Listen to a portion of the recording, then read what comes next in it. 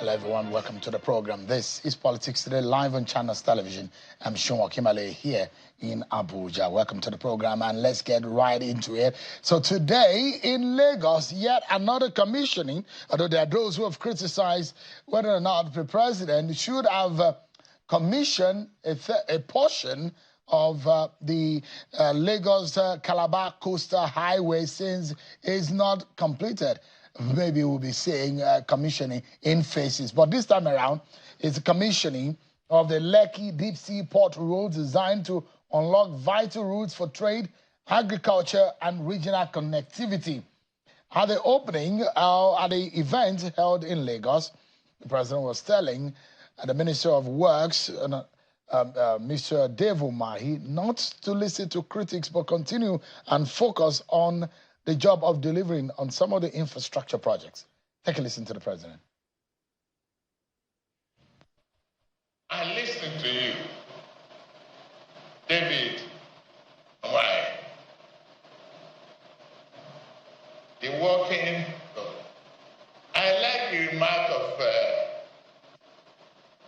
the Minister for Blue Economy, saying they will always support your rescoping nationwide. Where we are seeing the result of rescoping. We are not in pain. We are enjoying. We truly retune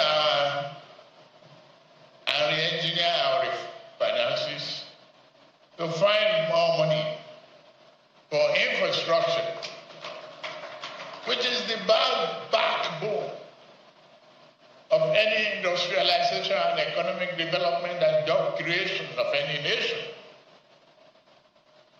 We will do it.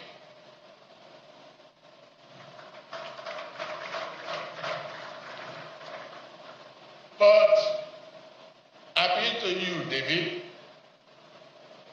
don't listen to those critics.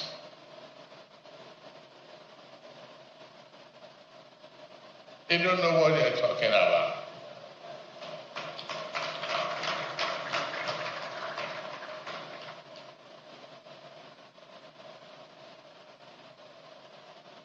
If they don't like the road, or if it's too expensive or tolling for them, they could go to Idumota.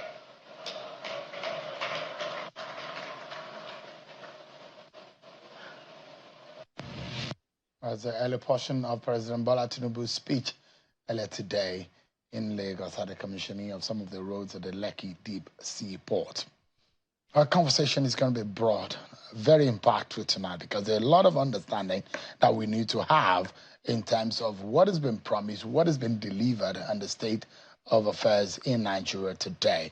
And so our conversation is going to be on the second half also dissecting what the president said today, the delivering on this project, the promises that are being made, the second year in office. So much to talk about tonight. But before we get started, let's serve you with some of your political roundup stories.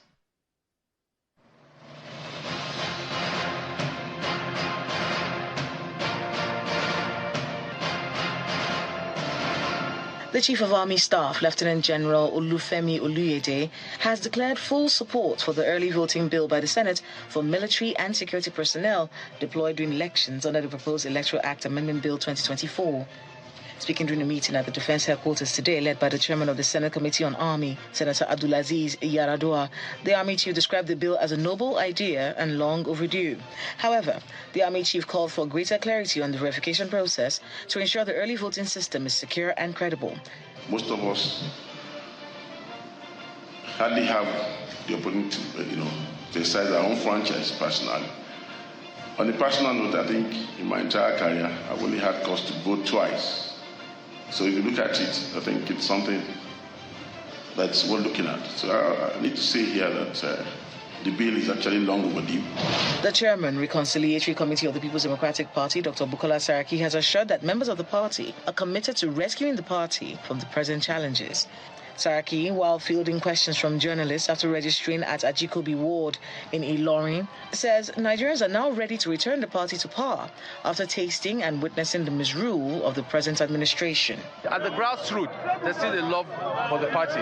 You know, of course, we are having our challenges at the party at the national level that some of us were taking up from at the moment. But when we see things like this, we are confident that once we can sort out ourselves at the top of leadership, and we're confident that we'll do that the grassroots are with us. The Gombe State House of Assembly has passed a vote of confidence on leadership of Governor Inuwa Yahaya of Gombe State. The Speaker of the House, Mr. Abubakar Lugarowo, conveyed the message of the governor during a statewide broadcast to mark his 6th anniversary. Mr. Lugarowo described him as a committed and exemplary leader. Meanwhile, Governor Yahaya has signed a contract for the gully erosion control in the Doma area of the state and inspected several projects. The leadership of the National Rescue Movement, NRM, has urged the Independent National Electoral Commission, INEC, to accord due recognition to the Edozie Njoko-led National Executive Committee of the party or risk a contempt proceeding. Njoko and other members of the NRM leadership were elected on January 17, 2025 at the Emergency National Convention of the party, which held in Abuja, but have not been recognized by INEC. Addressing the press at the High Court of the Federal Capital Territory, Asokoro, National Chairman of NRM expressed optimism that INEC will recognize him and the neck of the party, since it has not appealed the judgment of Justice Egwatu of the Federal High Court. Letters were sent off to INEC. For some reason or not, INEC have not recognized, did not recognize. We went to court. The Federal High Court in Abuja here gave an order for them to accept. They didn't accept it. They also gave an order previously, which was on the 16th of April, to go and monitor our convention, which they didn't monitor. Ahead of the 2027 general elections, a northern group is asking the leadership of the APC to give automatic tickets to APC lawmakers in the National Assembly. In a news briefing in Abuja, spokesperson for the group, Mr. Ali Abacha, urged the APC leadership to adopt the initiative in the overall interest of the nation, as this, he said, will encourage stability in governance, enable long-term planning, and allow experienced legislators to mentor new members.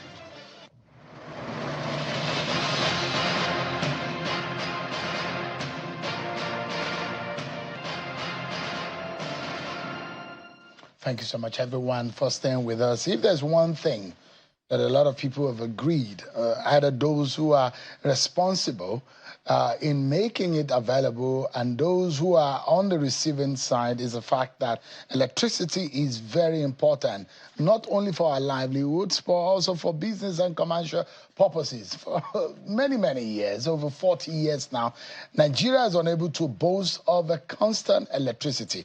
But the president of the day, Bola Tinubu, as part of his campaign promises, said that there will be availability of power supply in Nigeria. And part of what he said, quote, during the campaign, he says, electricity will become more accessible and affordable to businesses and homes alike. Power generation should nearly double and transmission and distribution networks improved. We will encourage states to develop local sources as well. In Nigeria today, there are different arms to getting power supply either into our homes or into businesses.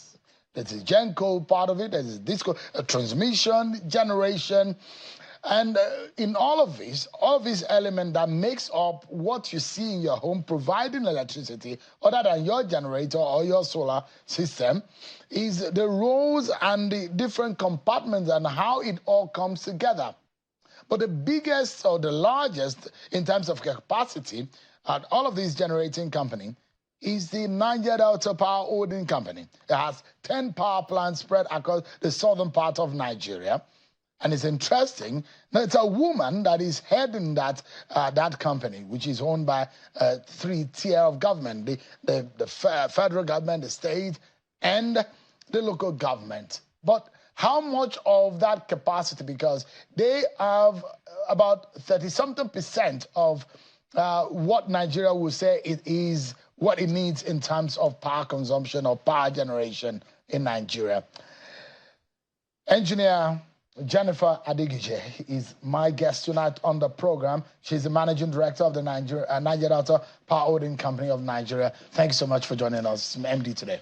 Thank you very much for having me, Michelle. It's interesting. How do you feel? An engineer wearing hats in the field where men are usually dominating, and you are also leading perhaps the biggest Genco in the whole of sub-Saharan Africa. How does it feel? Absolutely. It's very challenging, and it's also very rewarding, you know, because myself and my team, we came prepared for the job. As you know, NDPHC is the government-owned generation utility company with a mandate to implement the NIPP, which was a fast-track initiative of the government to scale power generation very significantly, as well as to enhance the associated transmission and distribution networks that would ensure that we deliver cost-effective electricity to the last mile. And we're not losing sight of this. And it's also interesting to know that, you know, Mr. President, in his 8-point agenda, you know, the power sector is a priority area. And as NDPHC, we have a role to play to advance Mr. President's reform agenda, and we're positioning very strongly under my leadership. Are your shoulders aching you right now? Absolutely not.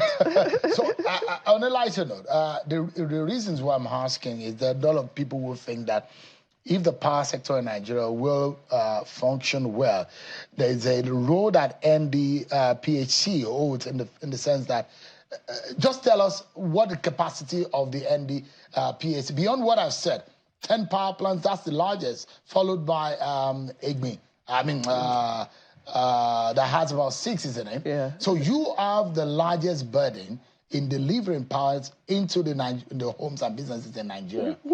I don't think it's the largest burden, you know, because the responsibility is shared, you know, amongst all the sector players and stakeholders. Yes, at NDPHC, we have the largest fleet of generating units, 10 power plants with 28 gas-fired turbines and 3 steam turbines. And so that's an installed mechanical capacity of 3,500 megawatts. As you know, as at date, you know, the installed generation capacity in the entire country is about 14,000 megawatts. So if we have 3,500, it means that, you know, that accounts for about 25% of the Genco space. So we're the backbone, actually, and the Genco of last resort. And that's why under my leadership, you know, I came up with a strategic implementation plan to ensure that as we ramp up generation capacity, as you may know, in 8 months, I've been able to restore 6 generating units, which accounts for about 800 megawatts, you know, added mechanical availability to the grid. And so... your original, before you come into office, was about 1,000 plus. Well, below 1,000, but now we have the mechanical availability of almost 2,000 megawatts that we can put... Yes. So it means at a date. Yes. So it means that there is the possibility, based on the capacity to transmit, right? Absolutely. You have been able to provide more capacity in generation. Yes. But then the other side of it, on the other arm, yes, whether or not they are able to push it out. So that's enormous, isn't it? Yeah, because it's the way power generation works is, you know, it's contingent upon the midstream and the downstream, because generation is driven by a number of factors. For instance, the demand from the downstream electricity market drives generation, as well as the transmission availability to evacuate the power from the plants and the capacity to wheel that power through the grid to the last mile. So these are really the big elephants, you know, in the power sector. So you have Egbema, Sapele, Olorunshogo, Omotosho. These are big power plants in Nigeria. And there are those who will say some of the industrial hubs of Nigeria are also within this belt. There are a lot of those who have the impression that you only cover the Niger Delta, but it's interesting that you do a lot, because Olorunshogo and Omotosho are not in the Niger Delta. But give us because you were in the news recently to the fact that you were talking about your encumbrances, the hindrances in helping you to deliver on your promises. Part of it is debt. Who is owing you money? You said about 600 billion naira is being owed. And I'm going to come to the difficult question, where Nigerians have a high expectation based on the promises of President Bola Tinubu, and you have the logo of President Bola Tinubu on your head. You are carrying the burden of the Bola Tinubu promise on your head and the burden of power generation on your shoulder. But the fact that 600 billion naira debt is affecting electricity generation, that is the big headline. Who is owing this money? Well, it's combined. It's combined because we have customers that are government customers, and then we also have private customers in terms of off-takers, bilateral customers, eligible customers that are also owing. So combined, yes, we're being owed about 600 billion. About 400 billion is being owed by the government, through the bulk electricity trading company. As you know, the bulk electricity trading company, prior to the passing of the Electricity Act 2023, had the exclusive trading rights, to purchase electricity from us in bulk and sell to the discos. However, because of the dynamics of the markets, as you know, the debt was accumulated basically primarily from two sources, from tariff shortfalls and from market shortfalls. Tariff shortfalls, as we know, and the Honourable Minister has really been championing such a noble cause, because the electricity that we've consumed over the years hasn't been cost reflective. And so there are tariff shortfalls. And then market shortfalls also arising from the complexities in the electricity market, the losses, the discos are not able to remit optimally. So when you combine the tariff shortfalls and the market shortfalls, who bears that burden? It's typically the GENCOs that bear that burden, because our invoices, or the invoices that we issue to the bulk electricity trading company, are not settled fully. Prior to the implementation of the cost-reflective tariff on Band A, only 10% of the invoices that we present to the bulk electricity trading company are actually settled by the government. Yes, but with the passing of the Electricity Act and then the implementation of the Band A, which actually account for 15% of the market, the sector liquidity ramped up from 1 trillion to 1.7 trillion, which is 70% increase by simply implementing a cost-reflective tariff on 15% of the market. So I really want to commend the Honourable Minister of Power, Dr. Adiba Adelabu, for the boldness and the courage to effect this policy that has saved the GENCOs from collapse. Because so now we're able to get about 30% of invoice settlement on the invoices that we issue. And that has also helped our liquidity. Before that, we were unable to meet our operational and OPEX and CAPEX obligations. But now we're able to develop a coping mechanism, and we're surviving. So if those the 600 billion, part of which 400 billion is a debt being owed by federal, state, and local government, is that right? Is the local government inclusive? No. It's only the federal government. Yes. So if those debts are paid, interestingly, they are the biggest shareholder. I guess they hold about almost 40-something% of the shareholding in the company. So if they pay, how much of work would that do for you? How much of benefit would that be? Oh, it would do a lot. As you know, our power plants are gas-fired. And so what that means is that natural gas is my feedstock. That's my intake. And gas is not cheap, right? I require 25 million scoop of gas to fire a unit every day. And gas is priced in US dollars. Gas is Where do you get the gas supply from? From the gas that's available on best endeavor basis, on the gas across the pipelines. From NGIC, we get gas, which comes in through our gas receiving station into the power plants. And there's a trading meter there, and so we know how much is consumed. And every day to fire a unit at optimal load, we require about 25 million scoop of gas, which is priced at about $2.4 per MMBTU. So you do the math and figure out how much I'm indebted to our gas suppliers. So that would help us settle some of our gas debts. And also, NDPHC is the only entity in the gas to electricity ecosystem with the mandate to carry out intervention projects across the value chain. So we've carried out a number of projects across transmission, distribution. Like I said to you earlier, our philosophy is end-to-end. So we are able to execute projects that would ensure that we're able to make the necessary impact. It's part of our mandate. So we have a lot of stranded projects that we're unable to complete because of paucity of funds and because of the liquidity crisis.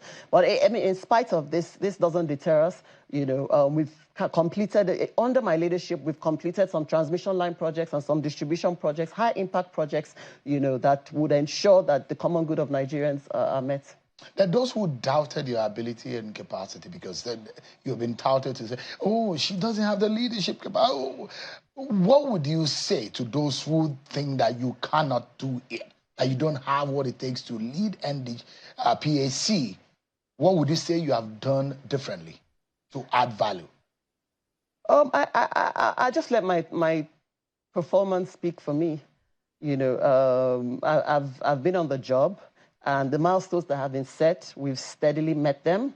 And then we came up with a winning plan. And, you know, with the support of my team, I have a wonderful team of executive directors that have been supporting me, and the staff as well. You know, I communicated my vision as soon as I came, and it cascades down, and every staff of the company has been very supportive. And that vision is anchored on 3 pillars, which is basically to optimize our generation capacity to earn more revenues for the company, to optimize our processes to drive operational efficiency, and lastly, to leverage technology and human capital to maintain transformation, organizational transformation over time. And so far, we've steadily achieved all the milestones. Like I mentioned, we've recovered units, we've recovered assets, and, you know, we've been able to diversify our streams of income. The Electricity Act also enables us now to be able to transact bilaterally, you know, with off-takers and eligible customers, and that has also improved our liquidity. Let's break down the English and the technicalities of it. And it comes to one thing: power, electricity in the homes and businesses of Nigerians. As the MD of NDPHC, what have you added differently since you got into office in terms of capacity?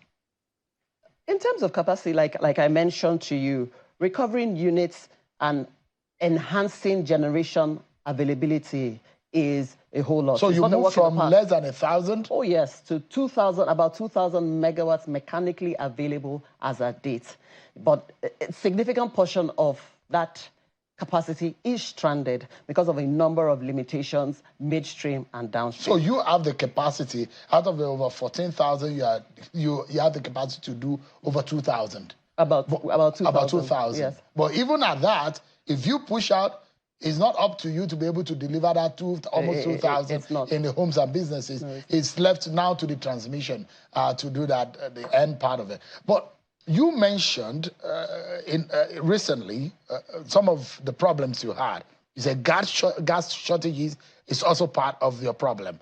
What exactly in this link? What is the missing link in that? Well, because of the liquidity and cash flow crisis, we're not able to procure as much gas volumes as we would require. So, which is why I said to you, so power generation is contingent on several factors: gas availability, gas supply, even gas infrastructure challenges. For instance, I have a power plant in Calabar as we speak. There was a major vandalization on the gas pipeline, which has constrained us from taking up that gas optimally. And in fact, the company has had to declare a force measure. So these are limitations that constrain us from delivering optimally. In this age of green energy and the advocacy for alternatives, are you thinking of alternatives? Absolutely. It's in the master plan of the NIPP. You know, the NIPP phase 1 was to implement the gas-fired power plants. The NIPP phase 2 was to implement renewable generation sources through solar, through hydro, through greener sources of power generation. And so if we also are able to unlock liquidity that we're being owed, we would also be able to make significant investments in converting some of our power plants to combined cycle so that we can operate in a more eco-friendly manner. Which one would you say you are ready for now? Is it hydro or is it solar-enabled energy generation? Both actually. We have enormous hydro potentials up north. We also have enormous solar potentials up north. And very recently, for instance, I visited the industrial cluster, the Chalawa industrial cluster in Kano, where we're collaborating with Naseni to deploy a solar solution, cost-effective solution, because those industries are off-grid. So we're deploying a solar solution that would enable them become grid integrated. I mean, there are those who will say, despite all of this investment, and the Minister of Power says that we need, he mentioned a certain figure that he says we need every year to be able to get stable power supply. But the struggle Nigerians have in having stable power supply, and even in the cost of it, from your own, because as a Genco, you have your own limitation. What do you think could help Nigeria get to the dream of stable 24/7 power supply? I'm going to say this very factually and very dispassionately. The truth is that electricity, power generation is not cheap. So it's one of two things. Nigerians should either be prepared to pay optimally for quality, uninterruptible electricity, or the government should be prepared to subsidize optimally to enable the GenCos generate efficiently and transmit to the last mile in the most cost-effective manner. So, if we want power stable, we need to start thinking of paying more. That's the reality. Not necessarily. Not necessarily, because the subsidies, for instance, can still be applied more effectively and more smartly through smart meters. Yes, so you have AI-enabled meters now that can actually apply subsidy on consumption, you know, and that way it's even more accountable. So the government can still apply subsidies and in a more cost-effective manner, actually, and then electricity will be delivered optimally. Your company covers about 8 to 10 states, is that right? We have 10 power plants located in 10 states. In 10 states. Yes. So for you to deliver, for example, to generate power or electricity that can serve these 10 states, what capacity do you need? It depends on the power needs of those states. It depends on the load. Has there been an audit of what those 10 states will need? Well, now that, you know, the states are transitioning to state electricity regulation, I believe that these are some of the load studies that would now be carried out to understand the scale of the needs, you know, in those states. But for now, I don't have, as a GenCo, I mean, it's not in my purview to have that information. You know, ours is to generate, to transmit, to get it to the end user and to collect our revenue. Naturally, all of your power plants, what will be your total generating capacity? Total installed capacity is 3,500 megawatts. Yeah. Yes, but as at date, we have about 2,000 megawatts as mechanically available. Okay. What the remnant? Where are they? There's some power plants that are undergoing maintenance, some power plants that are still under completion. And some are like 30-something years old? No. NIPP was incorporated in 2005, so this is actually our 20 years in business. No, I'm saying you inherited inherited some of the power plants that have been in existence. No. Those power plants were all built under this project. Yes, under the NIPP, the National Integrated Power Project. So, on a final note, you are a face of this government, either you like it or not. Yes, you are appointed in this role to go and deliver. And one of the deliveries of President Bola Tinubu, based on his promise, is to provide affordable and double, actually. He said he will double what is met on the ground. The question is that, under this government, are you guys doing it or you have failed Nigerians? Sure, we haven't failed Nigerians. You know, transformation, reforms don't happen overnight, right? We're steadily making progress. Under this same administration, we've hit a peak generation of 6,000 megawatts. I mean, that's a historical milestone. On the 2nd of March, you can go and verify, we hit a peak generation of 6,000 megawatts. Coming from about less than 3,000 sometimes. And we're steadily progressing, you know, and ensuring that we can sustain this. The most important thing is that Mr. President has very graciously laid the right foundations, the right legislative foundations, the right policy foundations, and the right regulatory foundations. As you know, upon assumption of office, he insisted on the passing of the Electricity Act, which has essentially decentralized and liberalized the sector. And so we're now able to transact business bilaterally. We're now able to think out of the box, to be more innovative, more competitive, and of course that will drive growth. And we're not losing sight of the fact at NDPHC that access to electricity because you're supposed to be making money. Making money. We're generating revenue for the company and for our shareholders. That's what I'm saying. Yes. Are you profitable? Not yet, because we're being owed. They should pay up, isn't it?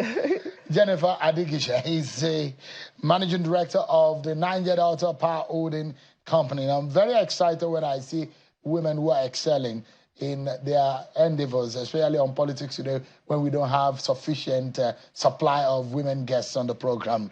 But it's a pleasure having you, and I wish you the very best. Thank you very much, Shil. The pleasure is always mine. Let there be light, isn't it? And there shall be light. We'll take a break, everyone. But when we come back, a former presidential candidate will be joining me. And those things that President Bola Tinubu says he will do, we'll put them on a scale tonight. As the president failed in his promise to deliver, those things he says, hold me accountable. I asked for the job. I asked you to vote for me. As the president failed, or is delivering. Hearing from one man who ran for office, the highest office in the land, when we return from this break. you so much, everyone, for staying with us on the program. So we continue with our assessment of the second year of President Bola Tinubu in office. So a lot of the things, and I said it here on the program, that you can only judge the president or anyone in government based on what they said they would do. The manifesto, that is the Bible in going into an election upon which anyone will judge them by. What are the manifestos of President Bola Tinubu, as we've shown you on this program? What he said he would do, the things he promised Nigerians. But the question here is, 2 years after being sworn in, has he delivered on those promises? First and foremost, you know what happened today at the Lekki seaport area of Lagos, where the president commissioned some sections of the roads in that area. And a lot of criticism, of course, on the commissioning of the Lagos-Calabar Coastal Highway, where about 30-something kilometers of a portion of the over 700 kilometers of road was commissioned by the president. And those critics were saying, look, how can you commission 30 kilometers out of over 700 kilometers? And those would say, it is unheard of. But, well, it is part of the delivery of this government. Let's get to hear from a former presidential candidate in the 2019 election, and former national chairman of the Inter-Party Advisory Council, Chief John Peter Ame, is live for us here in Abuja. So thanks so much indeed for joining us tonight. Thank you for having me. 2 years of Bola Tinubu, in summary, how would you describe it? For me, it has been very disappointing. That just to state the obvious fact, because for the first 1 year, the president was nowhere to be found. He was spending most of his time in France and in UK. And when it eventually settled down, he took the second part of that same year to try to settle himself in office by buying luxurious items like the yacht, refurnishing the presidential villa, buying kitchen utensils and vehicles for National Assembly and for himself, and then buying private jet for himself. These are the things he did in the early stage of his presidency. It wasn't about concern on how to make sure that the life becomes more bearable and more comfortable, the economy, become more. And there were a lot of hasty conclusion and hasty decision taking that were not properly planned, that were not properly organized or coordinated. Because one of the things that led us where we are today is the unplanned, unscheduled, unorganized removal of fuel subsidy. Because people don't understand that one thing can actually destroy the economy. Because if you remove subsidy without a plan, because we've taught in school that, oh, you want to have policy. What are your plans for the policy? How do you want to execute the policies? And what do you think the impact of that policy will be on the general populace that you are governing over? And the president stood, hurriedly, hastily removed fuel subsidy without such plans. And to cushion the effect of the removal of fuel subsidy, because we're depending on the subsidy regime. And there was corruption in that subsidy regime. The president never talked about it and went straight to remove it. And then you remember that same day, transporters increased their transportation fare by over 300%. Filling station increased for sales price. So the life became so harder. When you're in government, you're not talking about yourself. You're talking about those you are governing. The life became so harder for working Nigerians, whether in the private sector, the unorganized sector, or the underemployed, those who are underemployed, and those who are not employed at all. Because transportation, so much investment in transportation that we don't have, affects the daily life of the people. Because you talk about goods and services. If you call for a plumber now and his transportation increase, he has to increase how much he will charge you. If you call for, you are moving your tomato from Jos to Lagos, if that cost of transportation increase, you also increase the cost of selling the tomatoes. So the president never took that never factored that into any of his policy implementation. Did they have any option? And caused so much confusion. Did they have any option other than removing the subsidy? Yeah, removing the subsidy with plans, probably like, oh, let me learn from the past experience. Can we provide, buses, talk to Innocent Motors, talk to Nord Motors, all these other motors, and provide buses that, that will cushion the effect of whatever transporters intend to do to take advantage of the hasty removal, so that Nigerians won't suffer from the high cost of goods and services. So those were not done. And let me tell you, today Nigerians have not recovered. Nigerians are still suffering. So we can't look at all the decisions that the president have taken. Look, you can just look at it. Fuel was at 197. Today you're buying fuel at 88. We thank God that Dangote had the courage to invest in that refinery project long before the APC came into power, because that project started under Goodluck Jonathan. If Dangote had not had the courage to do that, and this certain decision was taken, maybe most of us would be in Ghana or Benin Republic today. So we must commend Dangote and his refinery for helping us to actually survive this this disaster of a policy, because there's nothing you can call it. But Nigerians are suffering. If you look at it, technically speaking, by exfusion of time and by the PIA, subsidy would have been gone, because, in fact, in the budget of 2023, by the mid-year, by July, there wouldn't have been any provision, budgetary allocation for subsidy. I mean, isn't a matter of time, anyways, that would have gone? Yes, 2 months after the president had gotten into office. The PIA was to encourage local refineries to spring up and then allow them to survive. And look at the investment they have made in our own refineries, both in Port Harcourt, Kaduna, that none of all those investments have gone to waste. The president have not talked about, how to set up a committee to look at the mismanagement of those resources, and those who were responsible for trying to put that back upstream to be able to generate more, energy for Nigerians to travel around. So even if the PIA had given provisions that by June or so, or July, that subsidy would have gone, the presidency have time. Even with 1 month, the president could set up, sit down with professionals and set up a way that this effect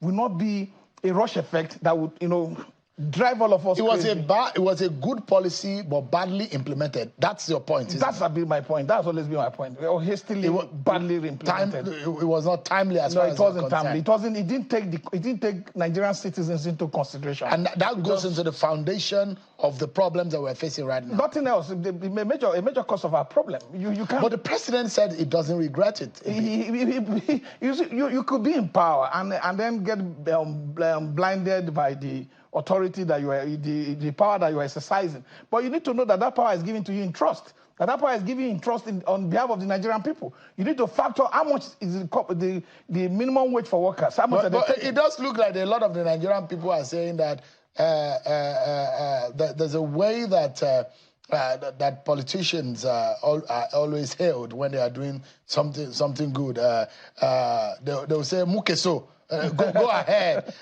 But it does look like a lot of Nigerians are also, you are not satisfied. But a lot of Nigerians say, Mukeso, Tinubu, Mukeso, because look at the defections that are going into the party. And the party has said, it's because we are performing. It is because they are delivering to Nigerians. That is why the defections are happening. Do you think that if the president was failing, those who are moving into his party would have done that? It would be delusional, for the party to think that they are performing. Nigerians are not moving en masse. We just celebrated 2 years presidency of President Bola Ahmed Tinubu. Where are the people rejoicing? There are no people rejoicing. The thing is about the core rules of whatever thing you want to use to check a parameter to use to check your government. It's with the people. Because you can't have, if a voice populi voice there, that means the voice of the people is the voice of God. And if you have elitist movement from one party, governor moving, governor has one vote. The governors who are moving lost their state. They couldn't even deliver for their presidential candidate. They couldn't even deliver for themselves, being vice presidential candidate in Delta. So you can't use that. If you look at Akwa Ibom, he has been afraid to move because he knows that he's going to be in danger. Because the people are not rejoicing with his movement. That's why you see every day the Akwa Ibom governor is explaining why he needs to move, why he has to move, why he wants to move, and people should understand with him. So because you know that the reaction of the people towards President Ahmed Bola Ahmed government is that of pain. Is that of disappointment? Is the fact that the president is not getting his policy right? Because what kind of embarrassment is all this? Where have you seen that you need to have project flag off? And when project is completed, you have the commissioning of that project. You can't be commissioning project face by face in order to be able to pretend to want to show progress when none exists. Because what is 30 kilometers compared to 700 kilometers, which is close to about 5% of the project? So it should have rather be an inspection of project rather than inspection of project. You can't. This is an error. I've never seen it. Even African small countries, even the ones that have been overtaken, by people, you have never seen it. That a president will go and commission a 5% part of a project, of a larger project. That means you don't even believe that you can complete this project. Why did you ever? Well, look, Nigeria has about 46,000 kilometers of federal roads that are not working. Why are we investing in those processes? We have a rail station that would have probably expanded transport system for our people. Today, Nigerians are talking about 266 million for street light by one street light by federal government. It's like the president does not even have the capacity and competence to sit down and look at budget that he's signing. Because with budget revolution, the budget is a mess. And the budget cannot deliver anything good for the Nigerian people. It's a mismatch, a misaligned allocation of resources. So we need a competent hand that can sit on the disciple and read this process. So listen to what the president has, the information he has for people like you, Chief. He said, quote, I urge you, David, to ignore those critics. They lack understanding. If they find fault with the road or deem it too costly, let them pay a toll to use it. Those are the words of President Bola Tinubu. For me, since President came in, I've seen him very insensitive. To be sincere with you, when he goes to Katsina to attend wedding, when people die 2 weeks, and he wasn't there when people died. I wasn't there when the bandits are rushing them. He doesn't go to Mokwa. He sends people. He has not been to Benue. He has not been to Plateau. I see him as very sensitive, and this statement shows a mark of insensitivity because we are Nigerians. This is our money. We have the right to complain, and this complaint is not born out of anything. It's born out of sincere commitment to see Nigeria work. Because you can't tell me that, let them bring the appropriation this bill that was passed into law by the National Assembly. What is the percentage of the money federal government has invested in that road? Everything is treated in secrecy. We're not running a secret court. We're running the federal government of Nigeria. That is, he has a power on our behalf to act on our behalf. But those who will say this president is working hard to fix Nigeria, and perhaps in the history of Nigeria, I'm not sure there's even a president that has the support of not only his cabinet members, even his family. You could see his wife going from state to state. You could see his son, Sheyi Tinubu, going from one place to the other, following his father abroad, he went to Rome, went to Qatar. He goes all about the place with his father. There is a huge support, domestic support for the president, cabinet support for the president, party support for the president. They are already endorsing the president to give him an automatic ticket for 2027. You can see a lot of Nigerians are angry with the role the son is playing, holding his father's hand in Rome and dragging him as if he was going to. See, so we need to get government right. Government is about people serving people. When you put yourself forward, out of 250 million Nigerians to serve, you are not the most qualified. Yes, you are there with whatever means you are there as president. We respect that. But you must show that you can do this. You know, sometimes they'll come to you and say the price of stable food. In fact, I saw it in the president's statement and I felt very embarrassed and bewildered that the price of rice is dropping while you are killing local market, opening the border so that people can import rice from China, Thailand, and co. The president must get the policy right. Policy implementation takes time. But those kind of policies are driven down food inflation, which was a major effect on the headline inflation. It is a major contributor to the headline inflation that we have, but it is an artificial solution. Artificial solution that has long-time cost effect. Long-time cost effect because local manufacturer, those who are farming rice, are almost going out of business because you can't compete with Thailand, you can't compete with Singapore, you can't compete with Malaysia, you can't compete with India, with their pineapple rice, you can't compete because we're trying to establish a market that is sustainable and then build up a market that can, also export and contribute to our foreign exchange. Is there anything that this president has done that you see good? Because I mentioned the fact that his family members, in the history of this nation, I'm not sure there is any president that his family member, wife, children, family members, cousins, and all of that, they have their hands on helping the president to deliver. And from what we heard, is that the president says he wants to be the Lee Kuan Yew of Nigeria. How many presidents in this country did you find their sons helping them to achieve their dreams? As much as we blame Buhari so much, you saw the son.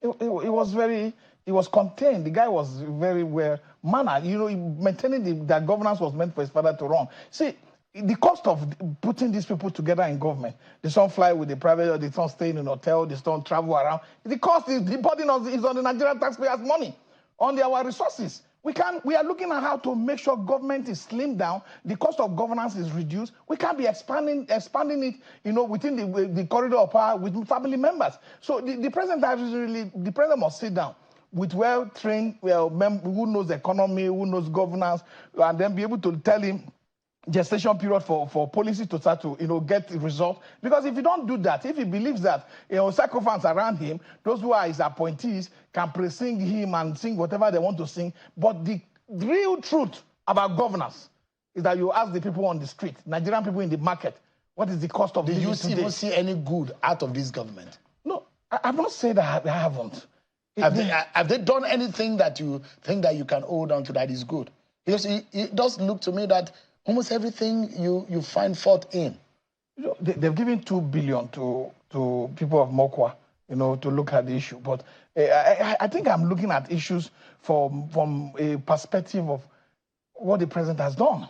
I'm not looking at what I hope he should do. I can't think for him. I only can advise that what you are doing, you have steered off the rail. You are not doing it right. This is what you should have done. You can't commission 30 kilometers of road.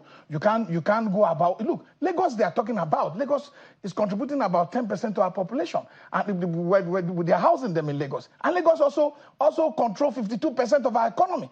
Lagos has capacity to stand with some African countries and also survive. So why are we not expanding this investment? What's happening to port in the southeast? What's happening to the Delta port? See, look, we are not getting our priority right. We want to expand this country, want this country to work. We can't micromanage it, and we cannot, saturate investment in one location. But the president said that part of his plan is the revitalization of infrastructure, roads, rail, power, and ports. And look at it. The promise specifically, the president said in 2023.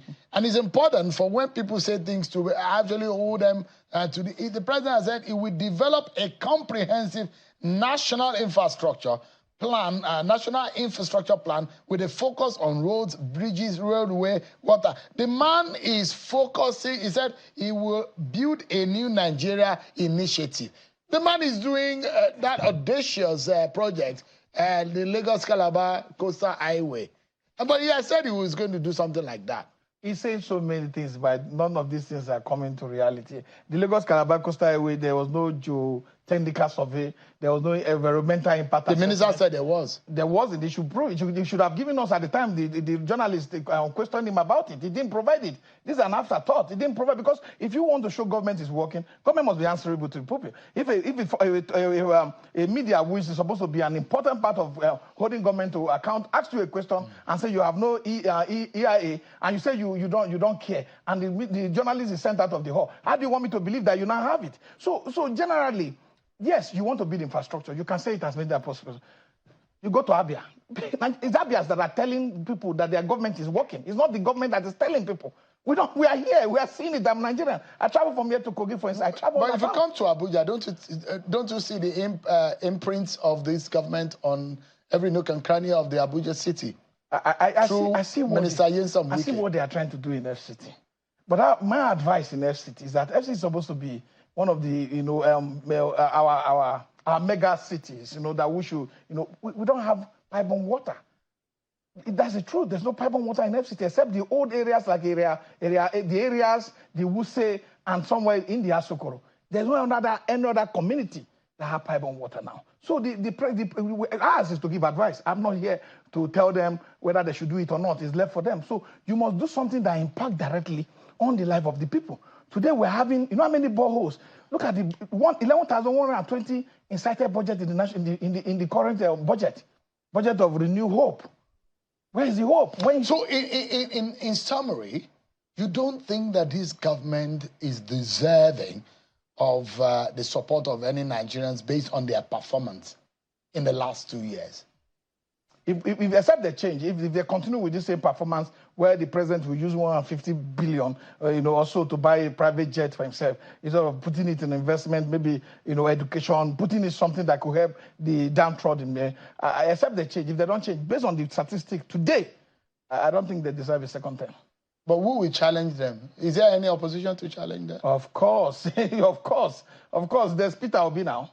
No, let me tell you something. The president contested with how many governors? There were governor in Abia. There were APC governor in Enugu, in Ebonyi.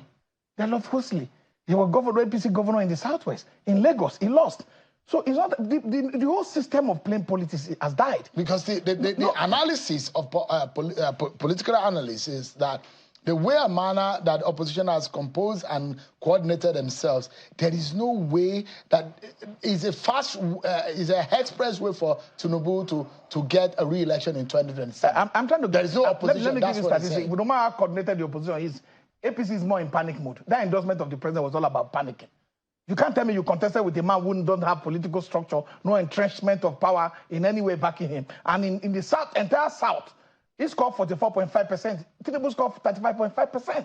When we came to the North, OBC scored a large chunk of the vote with 50.2%. So you can't have a man who has scored 25% in 16 states and 50% in 7 states, and you say that you are good, and these are organic votes. These are not votes that were controlled by money. These are not votes that were controlled by people, oligarchs, or by party entrenched leaders or elected officers who bring out money and say, go and vote for my candidate. No, people, Nigeria decided. So I think the opposition, no matter how uncoordinated they are, if they get the answer right, if they put up their best their best candidate forward, well, later, I'm telling you that APC, we have nowhere to hide. They will not even see the last vote they got, they won't see it in the 2027 election because the performance is bad. There's so much hunger in the street. Look, check the prices of the goods. Look at our GDP has fallen from 300 something billion to 188 billion. So we have a problem that we need to be able to sit down and see government that is, interested and committed to making sure that the life of Nigeria has positive effect. And the Nigerian worker, look at us.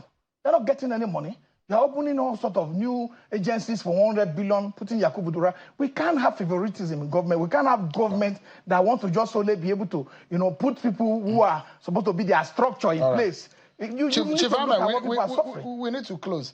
So in closing, in assessing this government, so the poor is being failed, the middle being passed, the higher point being good. How would you say this government has performed? High has been 10, low has been 1. Let's give them 1 as well. Let's give them 1 for now. I'll see what they're doing in the next 2 years. 1 out of 10 yes. in 2 years. People are suffering. They cannot get promoted into the next class. The price of goods is passed. They can't get promoted. So this government has failed as far as you're concerned? As far as many Nigerians are concerned. You can do voice properly. Go to the street, carry microphone and ask Nigerians. It's not me. President Bola Tinubu, you have heard. That is the assessment of Chief Peter John Ame, 2019 presidential candidate and the former national chairman of the Inter-Party Advisory Council. Thanks so much indeed. Thank you for having me. Although the yacht that you mentioned was budgeted in the 2022 budget, so it wasn't the Tinubu under Tinubu administration. They would have withdrawn the spending. All right, that's our show for tonight, everyone. Many thanks for watching. I'm sure Akimale. I'll see you tomorrow. God bless Nigeria.